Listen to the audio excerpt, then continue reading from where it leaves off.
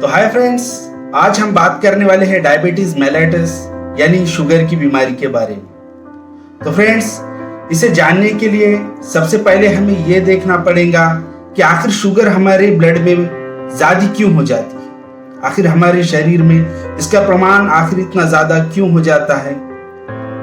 तो आज हम देखने वाले हैं इसके कारण क्या है, इसके लक्षण क्या है और इसका इलाज क्या है। तो चलिए देखते हैं। तो मैं अहद राज आपका स्वागत करता हूं मेरे अपने YouTube चैनल पर। तो आइए जानते हैं कि डायबिटीज मेलिटस होता क्या है। तो जब भी हमारे शरीर में शुगर की लेवल बढ़ जाती है तो इसे डायबिटीज मेलिटस कहा जाता है। तो आइए जानते हैं कि आखिर शुगर की लेवल हमारे बॉडी में क्यों बढ़ती है।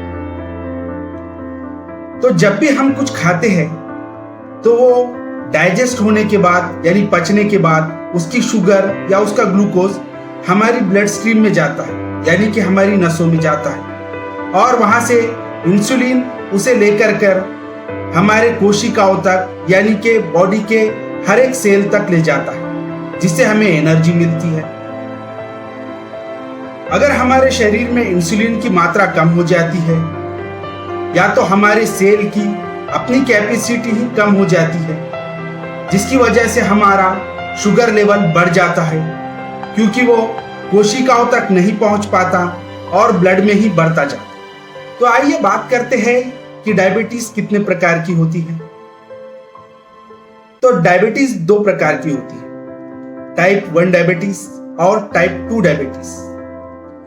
टाइप 1 डायबिटीज जो होती है वो इंसुलिन डिपेंडेंट होती है, यानी कि जिसमें हमारे बॉडी में इंसुलिन की मात्रा कम पड़ जाने से हमारा ब्लड शुगर लेवल बढ़ जाता है।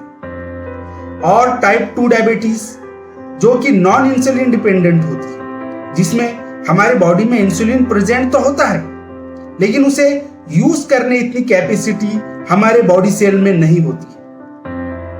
तो आइए बात करते हैं डायबिटीज के लक्षण यानी सिम्टम्स की।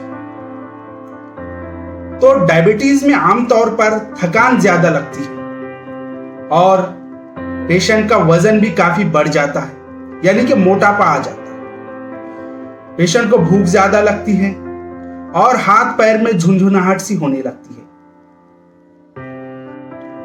तो आइए बात करते हैं कि इस बीमारी में किए जाने वाले टेस्ट के बारे में। इसमें आमतौर पर यूरिन रूटीन भी किया जाता है, यानी कि पेशाब का मायना, और ब्लड शुगर टेस्ट भी किया जाता है, जिसमें यह देखते हैं कि पेशेंट का ब्लड शुगर लेवल कितना है। इसकी नॉर्मल रेंज 90 to 130 होती है, यानी कि 90 से तो 130 के दरमियान होती है। और तो आइए बात करते हैं इसके कारण की।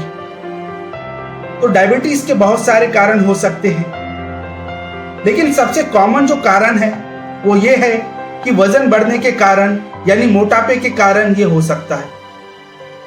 ये जेनेटिक भी हो सकता है, मतलब अगर माँ बाप को हो तो ये बच्चों में भी ये बीमारी आ सकती है।